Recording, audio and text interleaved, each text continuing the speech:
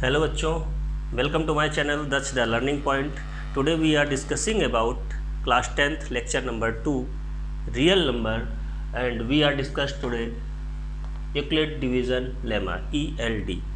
Euclid division lemma में हम लोग ये पढ़ेंगे कि Euclid division होता क्या है, इसका क्या यूज़ है, इसमें इसकी प्रॉपर्टीज़ क्या होती हैं, प्रॉपर्टीज़ के साथ साथ इसमें हम लोग इसका यूज किस पर्पस से करते हैं, सारी चीज़ें हम लोग समझेंगे वन बाय वन। तो आइए देखते हैं Euclid division lemma. Okay, Euclid division lemma में सबसे पहले हमें यह देखना है कि यूक्लिड तो ये उनका एक फ्रेंच मैथमेटिशियन थे, उनका नेम था। डिवीज़न हमने बता ही दिया, डिवीज़न का मतलब क्या होता है हमने लास्ट लेक्चर में बताया है। लास्ट लेक्चर में हम लोगों ने नंबर सिस्टम के बारे में डिस्कस किया था, नंबर सिस्टम क्या होते हैं, और उसमें हमने ये भी बताया था डिविजिबिलिटी रूल क्या होते हैं। 2 से डिविजिबिलिटी रूल क्या है, 3 के क्या है, 4, 6, 5 समथिंग सबके डिविजिबिलिटी रूल हमने बता दिया था। आपको उससे आसानी ये होगी, डिवाइड करते समय आपको तुरंत पता चल जाएगा कि कौन नंबर किससे डिविजिबल है और है या नहीं है। ठीक है, तो सारी चीज़ें लेक्चर नंबर 1 पे हमने डिस्कस ऑलरेडी कर रखी है। आज लेक्चर नंबर 2 पे हम लोग पढ़ेंगे यूक्लिड डिवीज़न लेमा। सबसे पहले हमें पता होना चाहिए व्हाट इज़ लेमा। तो लेमा के बारे में समझ लेते हैं, लेमा क्या होता है। ठीक है,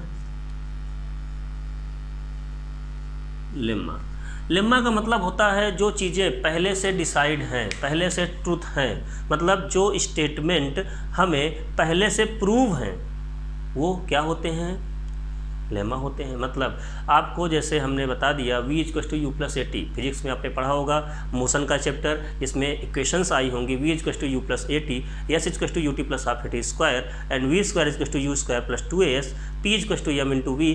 जितने भी सारी इक्वेशंस आ रही हैं तो वो इक्वेशंस क्या हैं, पहले से प्रूव्ड है। प्रूव्ड का मतलब वो बिल्कुल स्टेटमेंट ट्रुथ हैं, सही हैं, वो प्रूव हो चुकी हैं। अब उनका यूज करके हम लोग बहुत सारे न्यूमेरिकल्स करते हैं या कोई और इक्वेशन को प्रूव करते हैं, कोई स्टेटमेंट को प्रूव करते हैं। तो बेसिकली जो पहले से already proven statement is called lemma. जो स्टेटमेंट पहले से ही प्रूव हैं उनको हम लेमा कहते हैं। तो lemma is a proven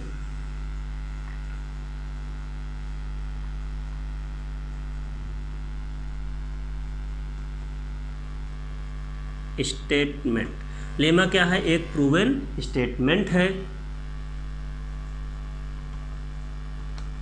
which is या used to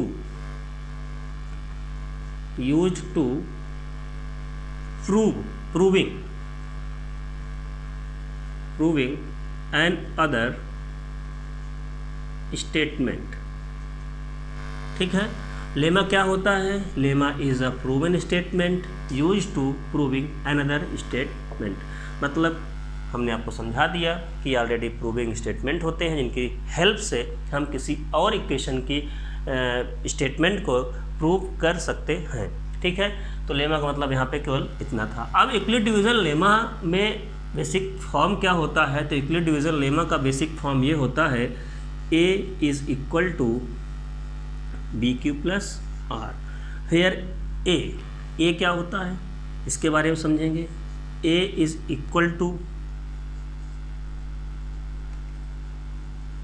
dividend, b = divisor and q = quotient and r = reminder. आप लोगों ने मैथमेटिक्स में पढ़ा होगा एक फार्मूला,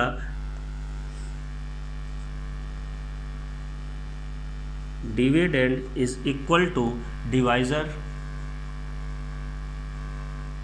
इंटू क्वोशंट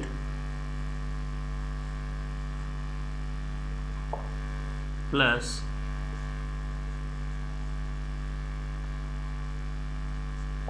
ये आप लोग क्लास 8-7 से पढ़ते चले आ रहे हैं। Dividend = divisor into quotient plus reminder. Okay, तो इसी फार्मूले को थोड़ा सा अपडेट कर दिया गया। कैसे, इसी फार्मूले को थोड़ा सा इस टर्म में अपडेट कर दिया गया, ए और बी के फॉर्म में लिख दिया गया।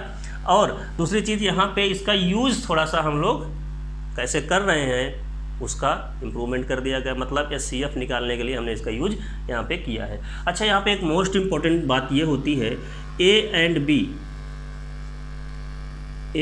B are positive integer. ये लेमा तभी करेक्ट होगा, ये स्टेटमेंट तभी करेक्ट होगा जब A एंड B क्या होंगे, पॉजिटिव इंटीजर्स होंगे। A और B अगर पॉजिटिव इंटीजर्स नहीं होंगे तो क्या स्टेटमेंट करेक्ट हो सकता है? नो, करेक्ट नहीं हो सकता है, क्योंकि अगर यहाँ पे किसी एक को हमने माइनस रख दिया तो इधर की वैल्यू सेटिस्फाई हो सकता है ना करे। और दूसरी चीज़, जब हम डिवाइड करते हैं तो वहाँ पे प्लस माइनस का हम लोग कोई सिंबल नहीं यूज करते हैं, सीधे सीधे हम डिवाइड करते हैं। अगर 8 को 4 से करना है डिवाइड तो हम 4 से 8 को डिवाइड करेंगे, लेकिन वहाँ पे जो आंसर आएगा वो 2 आएगा।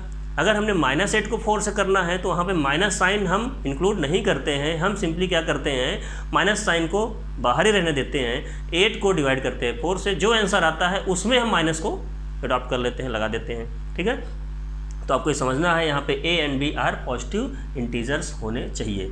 अच्छा, इसमें इस स्टेटमेंट का यूज करते समय हम क्या यूज करते हैं, तो it is used for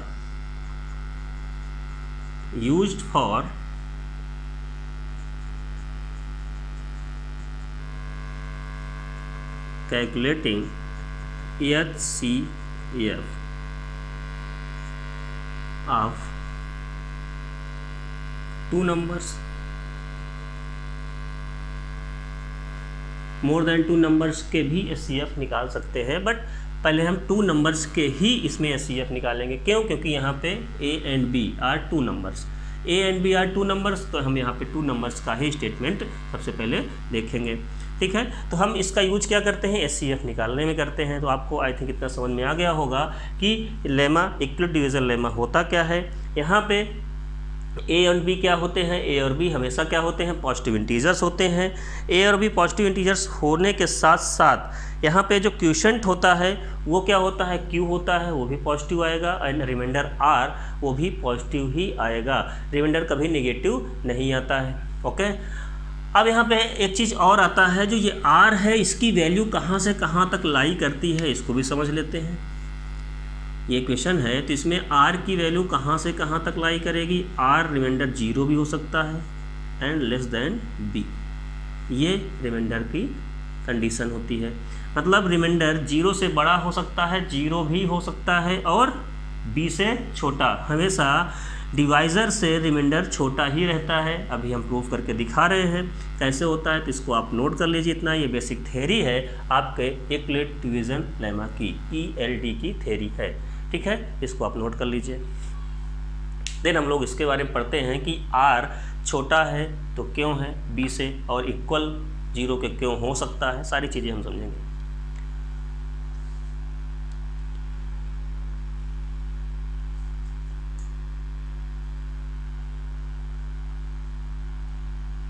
okay,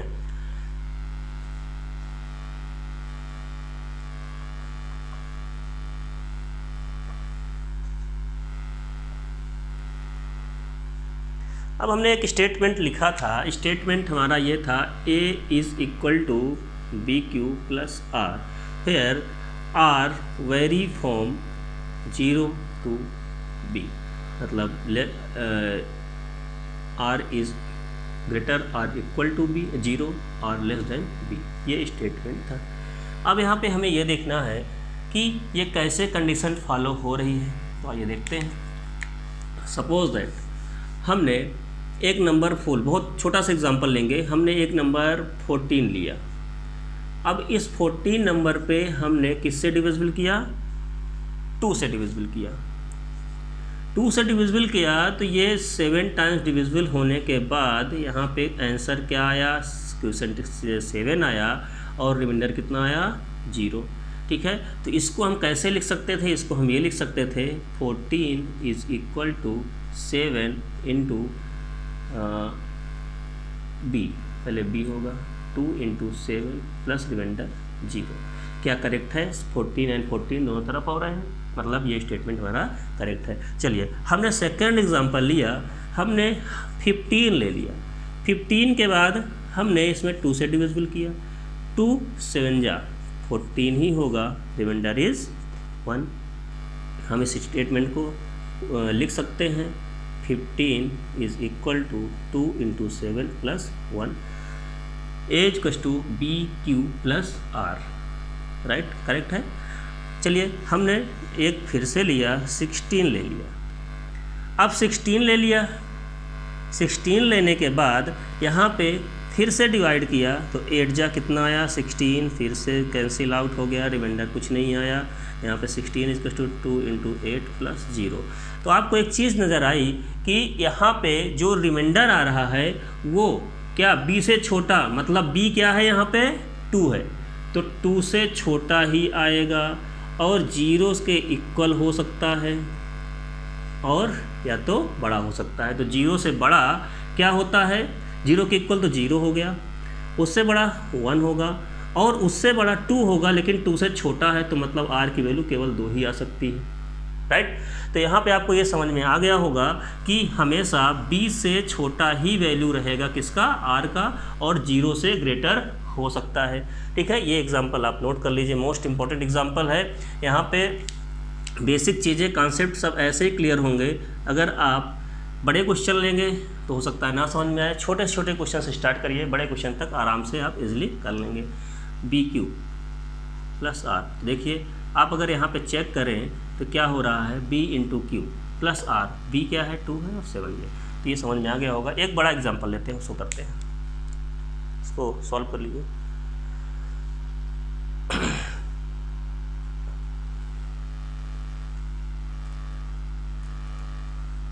suppose that हमने एक एग्जाम्पल ऐसा लिया, हमने एक वैल्यू ली 6 ले लेते हैं। अब 6 से हमने डिवाइड किया किसमें, सपोज दैट हमने 30 में डिवाइड कर दिया। चलिए 30 में डिवाइड करते हैं, कितने टाइम्स डिवाइड होगा, 5 टाइम्स डिवाइड होगा। जब 5 टाइम्स डिवाइड करेंगे तो यहाँ पे 6 5 30 होगा और 30 में कोई रिमाइंडर नहीं आएगा, तो हम यहाँ पे लिख सकते हैं 30 is equal to 6 into 5 plus 0। Similarly हमने 31 लिया, 6 से डिवाइड करेंगे, यहाँ पे 5 टाइम्स 31 रिमाइंडर आएगा, तो 31 is equal to 6 into 5 plus 1 लिख सकते हैं। सिमिलरली हमने डिवाइड किया 32 में, कितना वैल्यू आएगा, वैल्यू ये हो सकता है कि 5 32, मतलब आपका 32 is equal to 6 into 5 plus 2। अब हम एक वैल्यू ऐसी लेंगे 35, थोड़ा सा ज़्यादा ग्रेटर कर देते हैं, 35 6 से डिवाइड करेंगे, ये भी 5 टाइम्स 30, रिमाइंडर इज़ 5, मतलब आप लिख सकते हैं 35 is equal to 6 into 5 plus 5, right. अब हमने जैसे ही एक नंबर 36 लिया, 36 जैसे 36 लिया तो 6 से डिवाइड करेंगे तो यहाँ पे 6 6 जा 36 आंसर आ जाएगा और ये कैंसिल आउट हो जाएगा। मतलब इसमें हम क्या स्टेटमेंट लिख सकते थे, 36 is equal to 6 into 6 plus 0। यहाँ पे अब रिमाइंडर 5 नहीं, 5 तो आ चुका है बट 5 के बाद 6 रिमाइंडर नहीं आया, 5 के बाद 6 आना चाहिए था लेकिन नहीं आया। तो हम एक बात नोटिस करते हैं कि रिमाइंडर कभी भी b से ग्रेटर नहीं हो सकता। यहाँ पे रिमाइंडर कभी भी डिवाइजर से ग्रेटर नहीं होता है, ये बात को आपको याद रखना है। तो यहाँ पे r की जो फेवरेबल वैल्यूज़ होंगी वो क्या हो सकती हैं इस पॉइंट पे। यहाँ पे अगर इस क्वेश्चन की बात करते हैं तो हमारी बात 6 यहाँ पे क्या हो जाएगा, डिवाइजर 6 हो जाएगा, तो फेवरेबल वैल्यू क्या हो जाएंगे 0 1 2 3 4 5। क्या 6 होगा, तो 6 नहीं होगा। तो आपने इस मेथड से ये सीखा होगा कि यहाँ पे रिमाइंडर कितना आ सकता है, remainder always less than divisor and greater than or equal to 0, 0 से बड़ा और डिवाइजर से छोटा होगा। तो ये आई थिंक कॉन्सेप्ट आपको क्लियर हो गया होगा। अब हम लोग इसका यूज पढ़ेंगे, इस मेथड का हमें यूज क्या करना है, यूक्लिड डिवीज़न लेमा का हम लोग यूज क्या करते हैं। तो यूज कैसे करना है, इसको एचसीएफ निकालने में यूज करेंगे, एचसीएफ कैसे फाइंड आउट करेंगे। तो नेक्स्ट क्वेश्चन हम लोग करते हैं, इसको आप नोट कर लीजिए।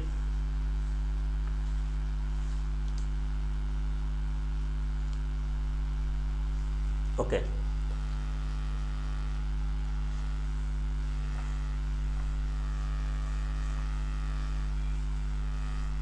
क्वेश्चन हमारा ये है, find out the HCF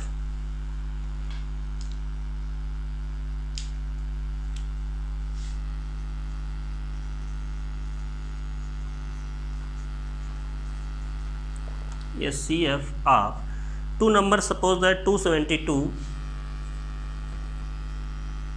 and 1032। इन दोनों नंबर्स के हमको एचसीएफ निकालने हैं। अब बताइए, इन दोनों नंबर्स के एचसीएफ निकालने के लिए आप क्या करेंगे?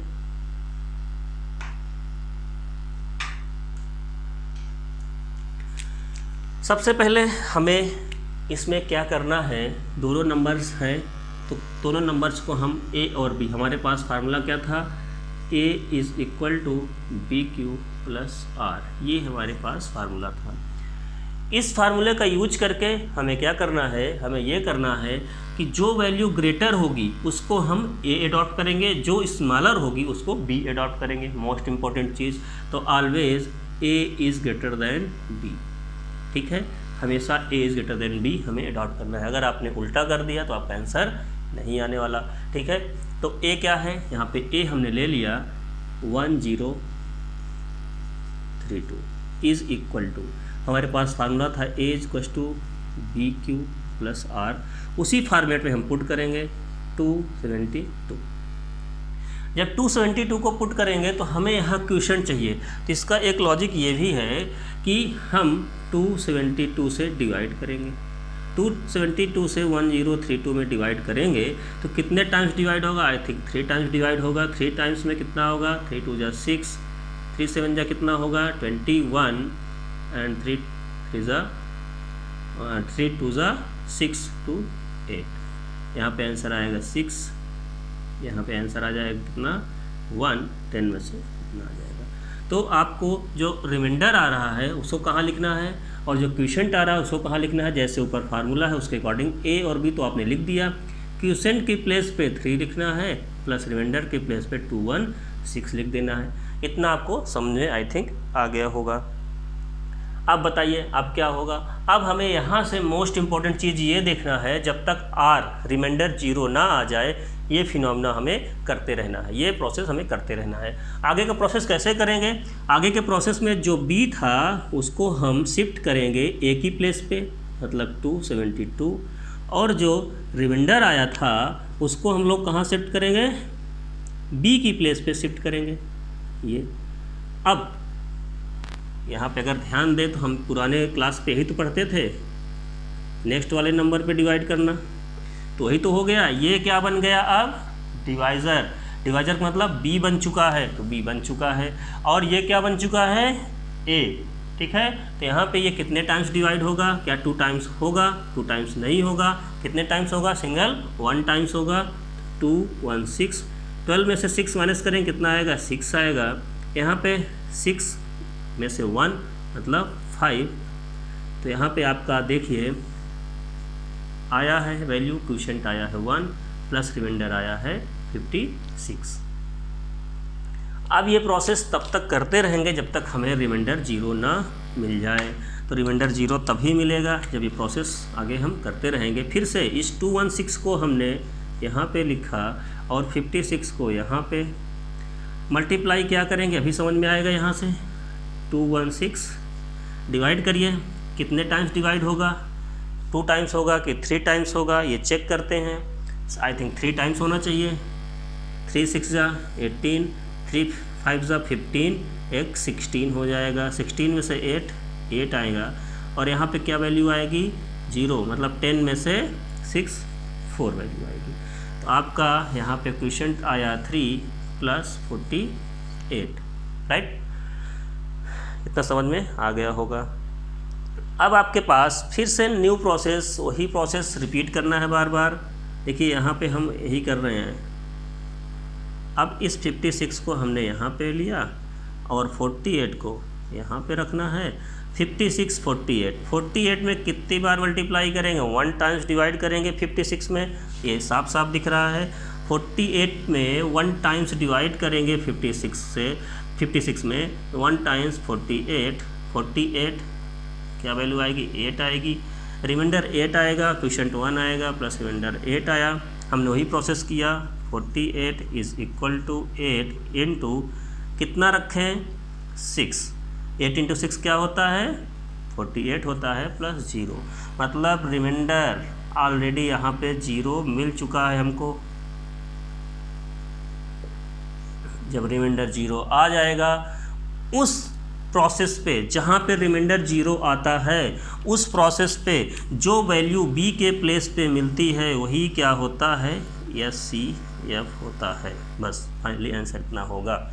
मतलब जब रिमाइंडर हमको 0 फाइंड आउट हो चुका होता है उस प्रोसेस में उस लाइन पे जो वैल्यू b के प्लेस पे मिलती है उसको क्या कहते हैं SCF ऑफ बोथ नंबर। ठीक है, तो आपको ज़्यादा कुछ रटने की ज़रूरत नहीं है, बस प्रोसेस वाइज पढ़िए। अब हमें यहाँ रिमाइंडर 0 मिला है, यहाँ रिमाइंडर 0 मिला है, तो हमारे पास इक्वेशन A = BQ + R होती है। तो जब रिमाइंडर 0 होगा उसमें b के प्लेस पे जो वैल्यू होगी उसको हम SCF के फॉर्म में अडॉप्ट करेंगे। ठीक है, तो आई थिंक आपको ये आंसर समझ में आ गया होगा, इसको नोट कर लीजिए।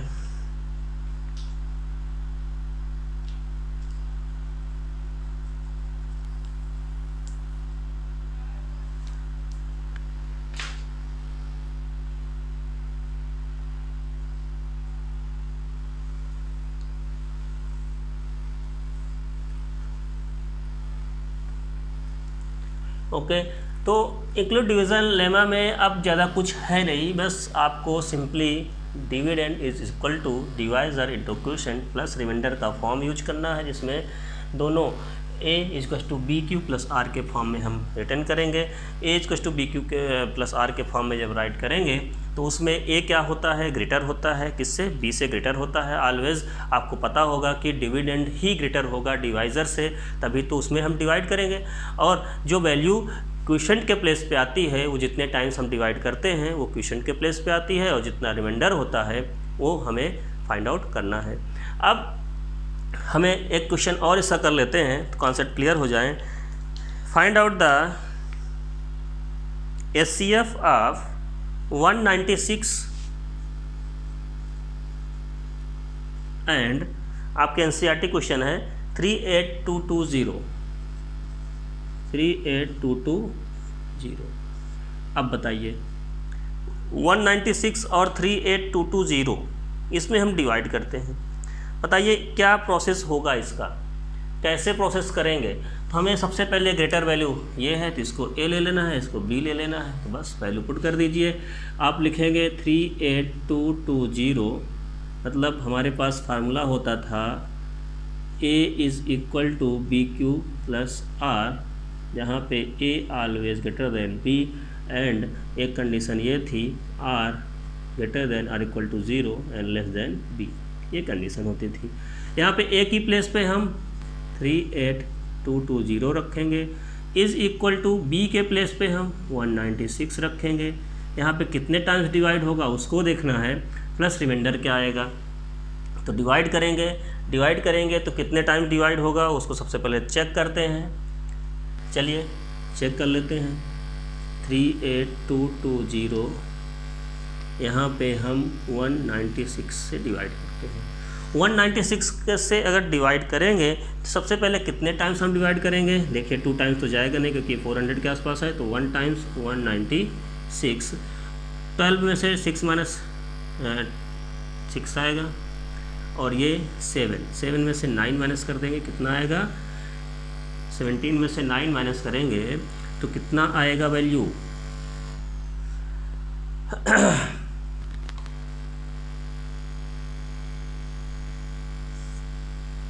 12 में से 6 वैल्यू आई, वैल्यू फाइंड आउट करेंगे 6 आएगा।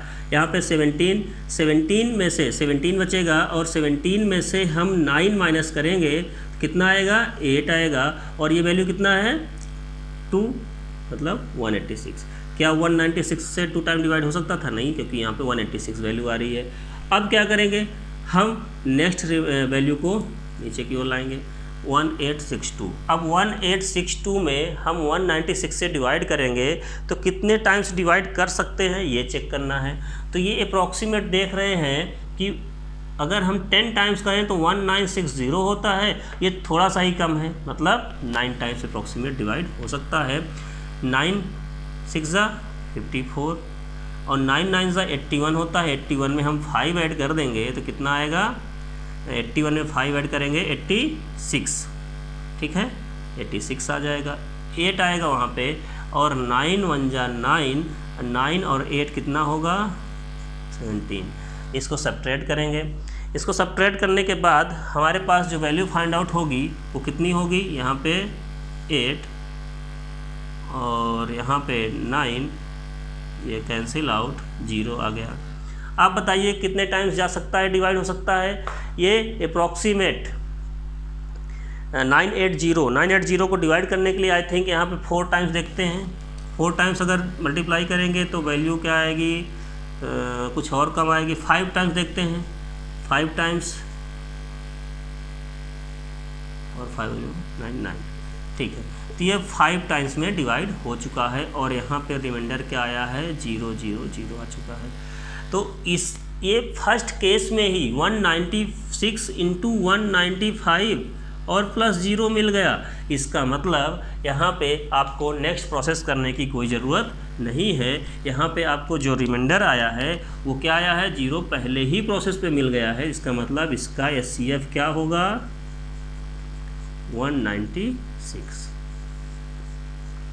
राइट। तो आपको ये सारे क्वेश्चंस ऐसे कंप्लीट करने हैं। इसमें जितने भी वैल्यूज़ होंगी सारी वैल्यूज़ को आपको 1 बाय 1 समझना है। ए क्या है, बी क्या है, आर क्या है, और इसके सारे क्वेश्चंस को आपको कवर करने हैं। ओके, इसमें बहुत सारे क्वेश्चंस हैं जिनको हम लोग कवर करेंगे।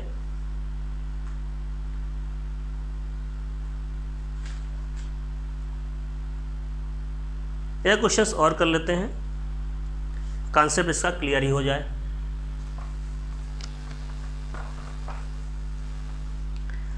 क्वेश्चन है find out the SCF of 1651 and 2032। 1651 and 2032। बस आपके पास क्या है, फार्मूला है। फार्मूला कौन सा है, इसका हमें SCF निकालना है। हमारे पास फार्मूला है A is equal to BQ plus R। A is equal to BQ plus R में आपको हमने पहले बता रखा है A always greater than B। A हमेशा B से ग्रेटर होगा तो हम इसको A एज्यूम करेंगे, इसको B। 2032 इज़ इक्वल टू 1651, ठीक है। हम कौन से मेथड से कर रहे हैं, इक्वलिट डिवीज़न मेथड से हम इस फार्मूले का SCF निकाल रहे हैं, इस वैल्यू का SCF निकाल रहे हैं। यहाँ पे हमें A equal to BQ plus R के फॉर्म में लिखना है। यहाँ पे B तो हमने लिख दिया, Q कितना होगा, तो Q यहाँ पे आई थिंक 1 टाइम्स डिवाइड करेंगे। इसको डिवाइड करते हैं, साइड में डिवाइड भी करना पड़ेगा तभी एग्जैक्ट आंसर आप कर पाएंगे। 2032 1 टाइम्स 1651 1 13 एंड 13 माइनस 5 कितना आएगा, यहाँ पे 8 आएगा और 9 में से 6 3, ठीक है 381 आया। अब 381 जो वैल्यू आई है वो क्या होगा, 1 टाइम डिवाइड करने के बाद वो 381 रिमाइंडर आया हुआ है। हमने प्रोसेस में बताया है कि जो A is equal to BQ plus R, जो वैल्यू B के प्लेस पे होती है उसको हम A की प्लेस पे शिफ्ट करते हैं और जो वैल्यू R के प्लेस पे होती है प्रीवियस स्टेप में उसको हम कहाँ पे सेट करते हैं, B के प्लेस पे सेट करते हैं। अब फिर से वही लॉजिक 1651 में डिवाइड करेंगे।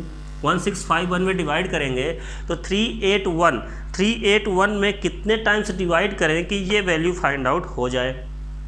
तो देखते हैं यहाँ पे आई थिंक 3 5 जा 15, मतलब ये 5 टाइम्स में कुछ ज़्यादा हो सकता है, 4 टाइम्स में आंसर आ जाए। 4 1 जा 4, 4 8 जा कितना होता है 32 होता है, 4 3 12 होता है, 12 प्लस 3 कितना होगा, 15 आ जाएगा। यहाँ पे ये आंसर फाइंड आउट हो जाएगा। 11 में से हम 4 माइनस करेंगे 7 आएगा। यहाँ पे 4 में से 2 यहाँ पे रिमाइंडर आएगा और ये कितना बचेगा 127। तो यहाँ पे हम वैल्यू लिख सकते हैं 4 + 127। अब आपको फिर से समझ में आ गया होगा, इस वैल्यू को हम 381 लिखेंगे इज़ इक्वल टू इस वैल्यू को हम b के प्लेस पे 127 लिखेंगे।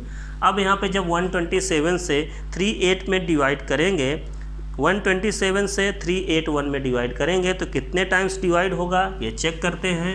381 यहाँ पे अप्रॉक्सीमेट 3 टाइम्स डिवाइड करेंगे, 3 टाइम्स 1, 3 2 6 2 8 एंड 3 1 3, मतलब आंसर इज रिमाइंडर इज 0। यहाँ पे 3 + 0। अब आपको हमने बताया था जब इस स्टेप में रिमाइंडर 0 फाइंड आउट हो जाए, जैसे ही रिमाइंडर 0 फाइंड आउट हो जाए उसी स्टेप में आपको b के प्लेस पे जो वैल्यू होती है उसको एडॉप्ट करना है एज आ SCF। क्या होगा SCF = 127। ये आपका आंसर होगा। तो आई थिंक आपको अब ये कॉन्सेप्ट क्लियर हो गया होगा इक्विवेलेंट डिवीज़न लेमा में कैसे हम प्रोसेस को सॉल्व करते हैं, क्वेश्चन को सॉल्व करते हैं, क्या स्टेप होते हैं, क्या कंडीशंस होती हैं, सब कुछ सॉल्व हो गया होगा। अब हम लोग नेक्स्ट वीडियो में इसके आगे के टॉपिक्स लेके आएंगे और तब तक आप इसको रिवाइज करते रहिए। इसके लास्ट वीडियोस में जो हमने बताया है उसको आप एक बार देख लीजिए, ठीक है, सारी चीज़ कवर कर लीजिए, देन आगे सारी चीज़ें समझ में आने वाली हैं, ठीक है। Okay, thank you.